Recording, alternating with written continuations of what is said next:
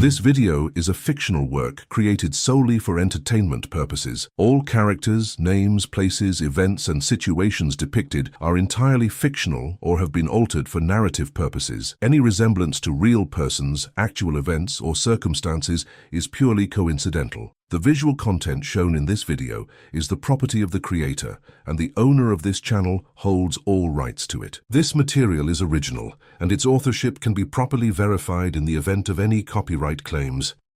My aunt threw my prenatal vitamins in the trash and said, "If my daughter lost her baby, it's not fair that you get yours." I kept a neutral look, cleaned up the mess, and simply went to the pharmacy to buy new packs. A year later, I am holding my healthy son in my arms and watching from the window as the police confiscate her house because of the debt she tried to pin on me and which I reported. So, I need to get this off my chest because I still haven't fully grasped how messed up my family actually is. Throwaway account for obvious reasons. I am Lisa, 28, work as a clerk at Allianz here in Munich, and live in a shared apartment in Schwabing with 2 other people. Nothing special really, perfectly normal life. Until everything completely escalated with my Aunt Brigitte a year ago. She is 52, lives in Rosenheim with her husband Hans and her daughter Melanie, who is 26. Was. Anyway, I was 4 months pregnant at the time. My boyfriend Stefan and I were totally happy, even if it wasn't planned. We looked for a bigger apartment, thought of names, the whole program. But I hardly told anyone about it because something terrible had happened 2 months earlier. Melanie, my cousin, had lost her baby in the 20th week. Just like that, no explanation. Medically, everything had been fine. The whole family was devastated, especially Aunt Brigitte. She had been so looking forward to the grandchild, had already bought things, planned the nursery, everything. After the loss, she became really strange, constantly talking about injustice, and that some people are just lucky and others are not. I didn't think anything of it at the time. Grief does weird things to people. I guess I was naive. That thing with Melanie had been really intense. She was in her 20th week. Everything was going great, and then at the checkup in the Rosenheim hospital, they couldn't find a heartbeat anymore. Just like that. The doctors couldn't even explain why. Sometimes it just happens. Melanie then had to give birth, even though the baby was already dead. I can imagine how shitty that must have been. Aunt Brigitte completely flipped out back then, cried for days, and then started looking for culprits everywhere. First the doctors, then Melanie's ex-boyfriend who had left her during the pregnancy, then fate in general. After the funeral, she became really bitter, constantly said things like, "Some women are gifted babies and don't even appreciate it," or "There is no justice in this world." I thought she was talking generally, not about me. Melanie was out of it after the loss, hardly spoke, moved in with Aunt Brigitte because she couldn't be alone. And Brigitte mothered her like crazy, was suddenly super protective, and attacked anyone who even looked at them sideways. I tried to be there for both of them, drove to Rosenheim more often, shopped, cooked, just helped where I could. Stefan thought it was over the top, but I thought that is what you do in a family. No idea why I thought that was mutual. A few weeks later, I drove to Rosenheim for Sunday dinner, like every month. The mood was already weird, totally depressed and tense. Uncle Hans hardly said a word. Melanie just sat there picking at her food, and Aunt Brigitte was talking the whole time about all sorts of things, but somehow passive-aggressive. I tried to be normal, talked about work, the weather, things like that. Then Brigitte suddenly said, "You look good, Lisa, really glowing even. Some people just have luck in life." The tone was so weird I didn't know what to say. Later, over coffee, another remark like that. "You know, I think it is important that family is considerate of each other. Some people are very selfish with their joy, I think." Melanie looked at me then, so weirdly, as if she knew something. I asked if everything was okay, but Brigitte just said, "Oh, Lisa, you don't understand. You don't have children of your own." That really sucked, because she knew that Stefan and I wanted children, but so far it hadn't worked out, at least not officially. I then left earlier than planned, said I still had to do something for work. The drive back to Munich was really shitty. I couldn't stop thinking about how weird everyone was. At home, I told Stefan everything, and he immediately said, "They are out of their minds. Let them grieve in peace and stay out of it." Sounded reasonable, but I still felt bad. I mean, this is my family, and I really feel sorry for Melanie. Stefan doesn't know Brigitte as well as I do. She used to be okay, just a bit dramatic sometimes. But then the calls started. First once a week, then every other day, then daily. Brigitte called me constantly, supposedly to ask how I was doing, but really she just talked. About Melanie, how bad she was doing, how unfair life is, And then always these weird pieces of advice. Lisa, you should pay more attention to your diet. We wouldn't want anything to happen to you. Or you work too much. Stress isn't good at your age. I didn't understand what she was getting at first. Thought she was worried about me. But eventually, it got really annoying. She started telling me what to eat, what vitamins to take, that I shouldn't exercise so much. Everything totally specific, as if she knew I was pregnant. And then she casually mentioned that they were having money problems. Hans only works part-time since his heart attack, and Melanie's therapy also costs money. Oh, Lisa, you two have it good. You both earn a really nice living. Then last week she just stood on my doorstep without calling or anything. I had just come home from work, totally tired, and there is Brigitte with an Adika bag, beaming at me. Surprise, I brought you something. In the bag were 3 packs of prenatal vitamins from DM, the cheap ones for 4.99 euros. I actually take the ones from the pharmacy for 15 euros, but I didn't want to say that.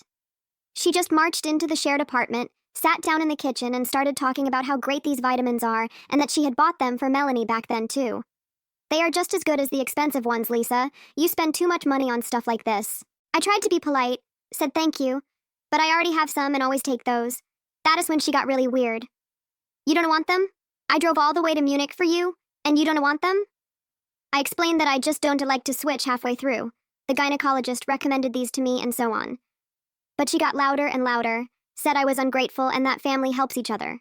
Melanie would have been happy about something like this, but you are probably too fine for that. That was really mean, dragging Melanie into it. I took the vitamins anyway, just to get her to stop. She stayed for another hour and talked about all sorts of things, mainly money. It was totally uncomfortable. A few days later, my cousin Sarah from Augsburg called, my father's sister.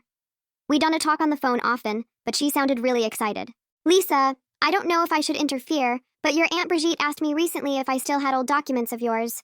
From back in the day, when you stayed with us during the summer holidays. That was weird. Why would she want that? Sarah said Brigitte had told her she needed old documents for some insurance stuff, with my signature on them. I didn't give her anything because it seemed fishy to me. But she was really pushy. I felt sick at the thought. I told Sarah what had been going on the last few weeks, and she just said, Lisa, she's not quite right in the head. Take care of yourself. After the phone call, I went straight to Stefan and told him everything. He got really angry, said I should check my SCUFA score immediately and see if there was anything weird. Old documents with your signature? That sounds like fraud, Lisa. I didn't want to believe it. I mean, this is my aunt. She wouldn't... But Stefan was right. The next day, I went straight after work to a lawyer on Maximilianstrasse, Dr. Weber, whom a colleague had recommended to me. The appointment cost 150 euros, but I had to know what was going on. Dr. Weber was really good, listened to everything, and then said, that sounds like attempted identity theft. We will first get a SCUFA report and see what it says. Took 3 days until we had the documents, and then the shock. There were actually 2 loan requests in my name, one at Postbank and one at some online bank, both from 6 weeks ago. In total, it was about 8,500 euros. The loans were rejected because the data didn't match, but the requests were there. Dr. Weber said, Ms. Hartman, this is clear. Someone tried to take out loans with your data. Do you have old documents lying around somewhere with your signature on them? I told him about Sarah and the summer holidays back then, where I was often staying with relatives. Brigitte had access to all sorts of family papers because she was always the one who took care of that stuff at family gatherings and such. You have to file a report, Dr. Weber said. If this had been successful, you would have had 8,500 euros in debt that you knew nothing about.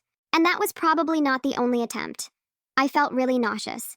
I mean, that is my father's sister.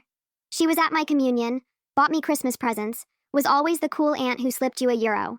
But the evidence was clear. The next day, I went straight to the police station at Edstrasser Platz after work and filed a report. The officer, Mr. Miller, was really nice and said something like this happens more often than you think, especially in families. People think family doesn't do things like that, but money problems make people do weird things. I had to leave all the documents and make a statement.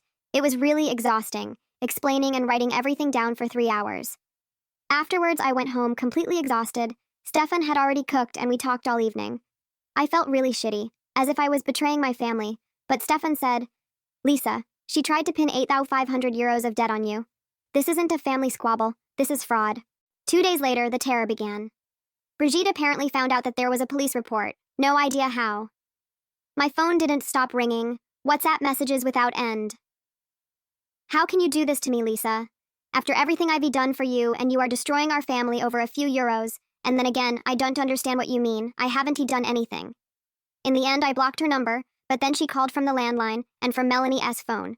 I blocked all numbers and put my phone on silent. It was pure hell.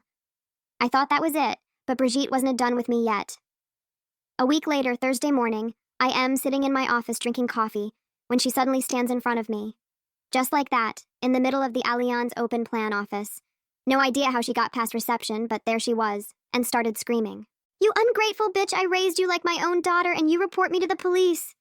Everyone was staring. My colleagues, my boss Mr. Klein, just everyone. I tried to stay calm, said Brigitte. "Not here. We can gladly talk, but not here." But she was completely beside herself. "Where then? You don't answer the phone. You don't reply to messages. You hide like a coward." Ms. Schmidt from the neighboring department stood up and said, "Should I call security?" That agitated Brigitte even more. "Oh, so now I am the crazy one, huh? Lisa tells everyone lies about me and I am the bad guy, Mr. Klein. Then came over and politely but firmly said that she had to leave, or he would call the police." Brigitte yelled at me one last time. I will never forget this. Lisa family doesn't forget something like this, and then stormed out. The whole day was ruined. Everyone was staring at me and whispering. Mr. Klein said I could leave early if I wanted to, but I stayed. Didn't I want it to look like she had won? Stefan was completely frantic when I told him what had happened at the office. "This is going too far, Lisa. That woman is dangerous." We decided that we had to move after the birth, preferably to another city. Stefan works in IT, can work anywhere, and I can also start at another insurance company. We wanted to leave the shared apartment anyway when the baby came. Hamburg sounded good, far enough away from Rosenheim. The next few weeks were actually quiet. No calls, no visits. I thought it was already over. But 3 days before my due date, she showed up again. This time not alone, but with Melanie. I was just in the kitchen getting my vitamin pills when the doorbell rang. Stefan was out shopping. I was alone. Brigitte spoke through the intercom, very calmly and nicely. "Lisa, it's me. Please, we have to talk. Melanie is here too."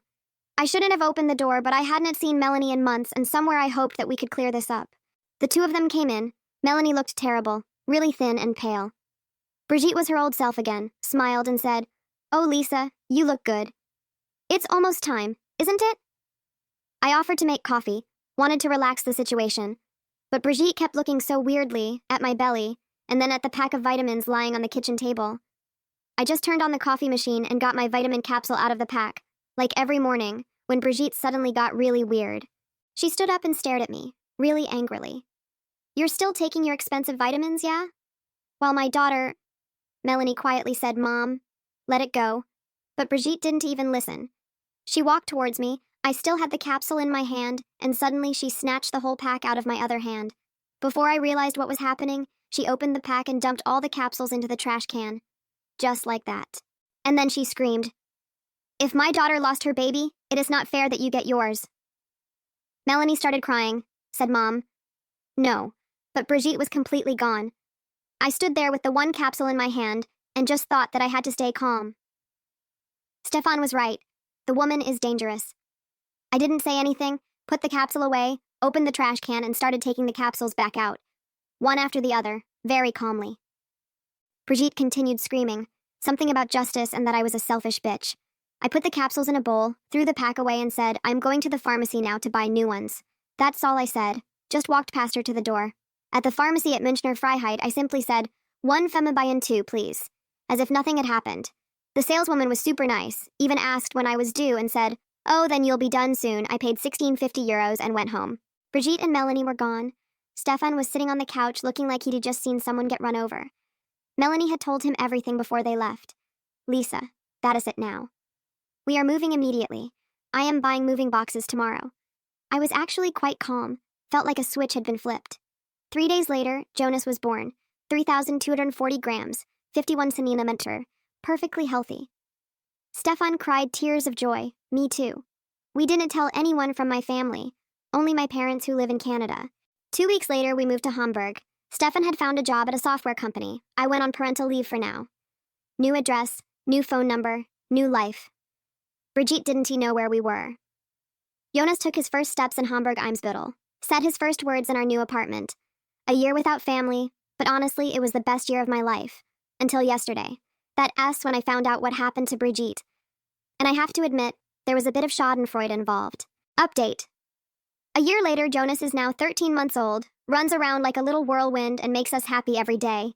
We still live in Hamburg-Eimsbüttel. Stefan works at the software company. I am starting work again next month, at Signal Iduna here. All good so far. Yesterday, I was sitting in the living room with Jonas in my arms. He was just taking his afternoon nap, when I heard sirens. Looked out the window and saw 3 police cars in front of the apartment building across the street. Didn't think anything of it. Hamburg-Eimsbüttel isn't exactly a bad neighborhood, but sometimes things just happen. Then I saw a woman being let out in handcuffs and didn't realize who it was at first. Only when she turned around did I recognize Brigitte. What the hell is she doing in Hamburg? Found out later that she had been visiting a distant cousin here, and the police picked her up there.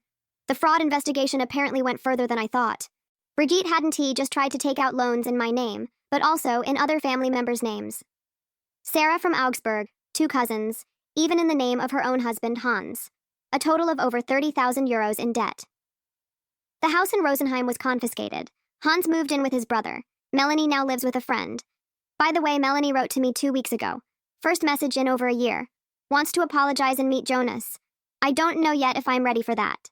Jonas is sleeping peacefully. Stefan will be home soon. And sometimes I do think that karma exists. What do you guys think? Now I'm going to share my thoughts on this story. So guys, this story really got to me.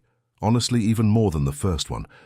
At the beginning, I was still thinking, okay, the aunt is just grieving and has become a bit weird, but when it came out that she tried to take out loans in Lisa S' name, dude, that S where it ends. That S no longer a family dispute, that S fraud, and really blatant fraud at that. 8,500 euros at first, and then later, over 30,000 euros spread across various family members.